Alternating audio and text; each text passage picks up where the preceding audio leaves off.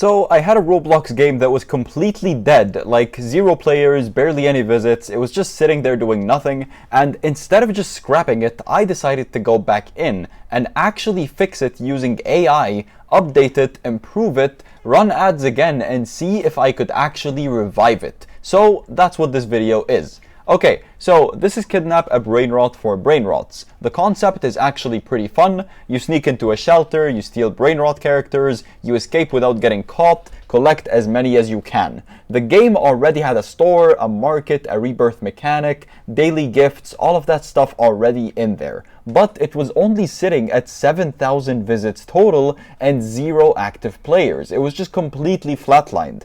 And looking at it, I could kind of see why. Like, look at this, there's literally nobody behind the sell stand, it's just an empty booth without nothing there, and every single player has this plot with an empty stand and a random blue pad on the floor that just does absolutely nothing, and there's this board that says join event, but nothing happens when you click it because there is no event. And the map just kind of looks empty and boring, the sky is plain, there's nothing around the edges of the map, it just doesn't feel like a place you actually want to be in. So yeah, the game had a good concept, but the execution wasn't really there, and that's what I needed to fix. Alright, so this is where the AI comes in. I have Claude connected directly into Roblox Studio through an MCP server. If you haven't seen how to set that up, there's a video on my channel for that, and basically I just tell it what I want and it builds it for me. So let me walk through what I actually changed. First thing was the sell stand. I added a brain rot character behind the counter as like a little salesman. He doesn't actually do anything, it's just a design thing, but it immediately makes that area feel way more alive and like there's actually a reason to walk up to it. Second thing was that empty stand and blue pad on each player's plot. I turned that into a wheel spin. So players step on the pad and a spin wheel UI pops up and they can spin for cash prizes every hour. And I had Claude build the whole system and it's connected across all 6 plots with a shared cooldown so that players can't just hop between plots to abuse it. And I actually found a free low poly wheel model online and I imported it into Studio, so there's a physical spinning wheel sitting there at each plot, which looks really cool. The third thing was that useless join event board. I turned that into a daily challenges board, 3 random challenges every 24 hours, stuff like steal 5 brain rots or rebirth once or make guards sleep 3 times, and each one gives you a cash reward when you finish it. Claude handled the whole back end for this, the randomization, the reset timer, the progress tracking,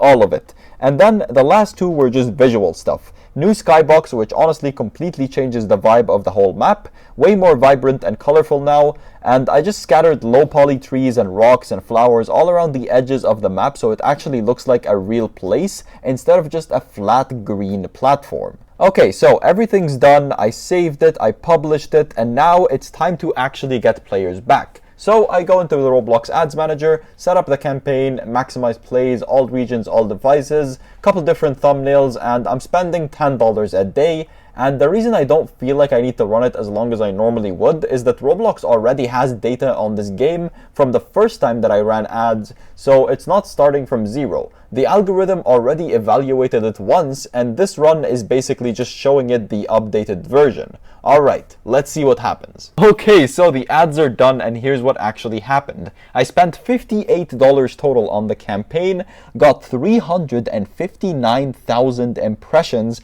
and 9,400 plays came directly from the ads. But the game was at 7,000 visits before I started, and it's now sitting at 24,500. So that's 17,500 new visits total, which means around 8,100 of those came from home recommendations on their own. No ad spend, it was just the algorithm picking it up and pushing it organically. CTR was 3.84%, which is above the 2.5% benchmark that you want to be hitting.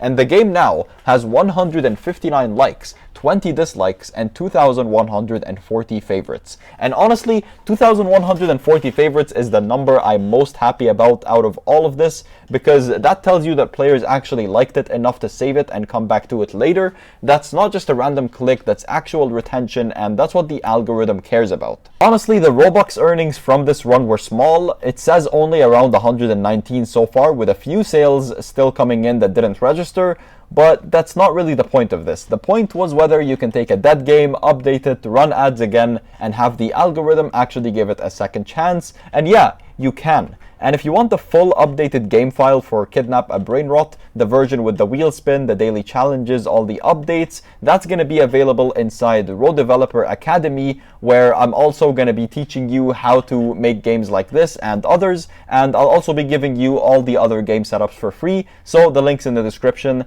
and subscribe if you want to see what's next, and I will see you in the next one.